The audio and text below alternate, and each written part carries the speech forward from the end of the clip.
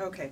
Congratulations, Christian. Thank Man, you. you stepped it up to the plate and you Thank you hit very a much. home run. And I want to know, how important is it, you know, having played this guy now for 9 years, to keep having that evolution, to make him change? How important was that in this one? It's very important, you know. There's a great character here, you know, and so there's just nothing to be lazy about. There's a boy, there's a man here who has put his own life on hold, who's driven by this great pain and desire for revenge and wish for purposefulness and usefulness in his life, and so, you know, I always viewed him as being every bit as interesting as any of the villains in any of the movies. Yeah, and, you know, almost as damaged as them as well. Oh, very much so. He's a very damaged man. And, of course, you know, working with Chris Nolan all these years, and I just, you know, amazes me every time I walk out of one of his films how he just keeps making them better and better. Do you still kind of pinch yourself when you're working with this man? He's very good, isn't he? Yeah. What's it like to work next to him? He's very, you know, he's very confident. He's been so. He hasn't changed since the first day that I met him. You know, he's always been very efficient and clear about what it is that he wants, and you know, and he gets it. It's amazing, and his tea helps too, I'm sure. Oh yeah, you know about that. Yeah, I don't know how he takes so much of that. He just drinks it nonstop all day long. Yeah. There was something about that Earl Grey. It must work. Yeah. You have Batman. Bruce Wayne goes up against some great people in this film. Let's first talk about Anne Hathaway and your experience working with her and what you thought of her performance, because I thought she was amazing. Yeah. Well, you know, I think that from the first time that I read with her, I turned to Chris afterwards and I went, I think that, you know, that's it, because I recognized from being within the suit that that you had to have a reason for wearing these bizarre costumes. You know, in Chris's world, you had to make that mean something, and with you know, Bruce Wayne, it's because he feels monstrous, and so he creates this monster in order to channel that. And I found that with Anne, she was able in the scenes where she's not in her Catwoman costume to be very real and keep him with the atmosphere of Chris's movies. But then when she put it on, that she was wearing it, she wasn't dominated by it, and you have to be able to do that, you know, without going over the top, without making it too cartoonish. You had to be able to overcome the clothes, the costume, and she was very, very able to do that. Yeah. Okay. The fighter going against the warrior, Tom Hardy. My God, was he good in this? How did you guys just develop the fight scenes? You're both wearing these crazy masks. Right. You could probably not hear each other, and I was just, you know, watching. It was brilliant.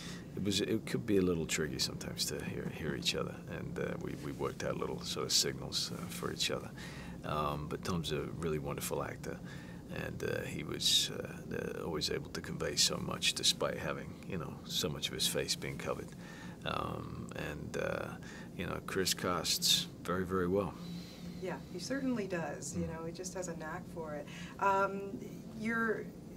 You know, Bruce Wayne, he's facing fears, Batman's facing fears, and, you know, you look back at your career, Christian, and the roles that you choose are always so fantastic. You're so good. Do you feel that with each role that you take on that it makes you a stronger actor because you're facing fears with roles?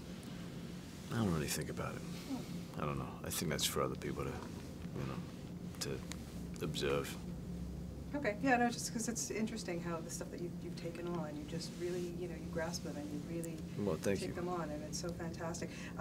Working with Joseph Gordon-Levitt, tell me about him, because another amazing actor. Yeah, you know, he plays a somewhat more quiet character, obviously, than Anne or Tom are playing in this, but somebody who's very important because he, you know, when we return to Bruce Wayne at the beginning of this movie, he's somebody who has lost all sense of purpose and of self, and it's very much Joe's character, Blake, who inspires him again, and he has all of the brashness of youth, and that reminds Bruce Wayne of who he used to be, and encourages him to step back up again. The scenes with Michael Caine. How did you get through them? It's always easier, Michael. You know, this is the 4th movie that we've made together, and you know, he's a real pro. He's one of the best out there, and you know, when you're working with people that you know well, and we know our characters very well, then things happen actually very easily and very smoothly. You know, and he's the heart of the movie, really. You know, he keeps Bruce Wayne, Batman, in check, and makes sure that he's staying on the right path. I didn't know I was going to need Kleenex for this one. All right. Yeah, it's really... Yeah. Well, Michael will do that to you. Yeah, well, you know, too. Whether it's crying or laughing with Michael. Yeah. You know. And just, you know, being able to put on that suit for the last time, do you have a recollection of what that was like when you took off the cowl and everything for the last time? Absolutely, yeah. We were in New York, and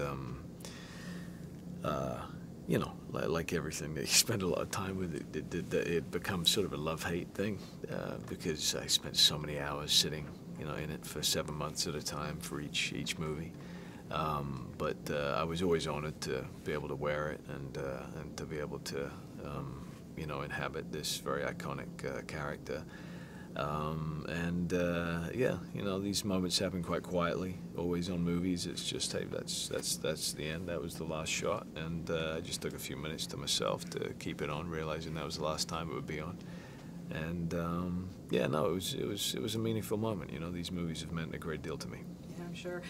Is it refreshing for you as an actor? You're now working with Terrence Malick, another brilliant director, of course, and to not talk about a movie, to be able to keep it secret. I have to say that for me, just as an audience viewer, just as a fan going into this film, I love the fact that I knew nothing about it, and it just makes it so much better experience. It must be great for an actor not to have to talk about it. Yes.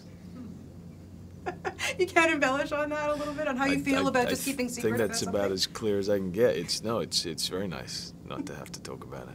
Yeah. Well, I'm talking about it now. Have the movie speak for itself. Yeah, it's fantastic. Again, you did such a great job. Thank you for 3 spectacular Batman films. Thank you very much. And I look forward to what you have coming up next for us. Thanks so much. Thank you, Christian.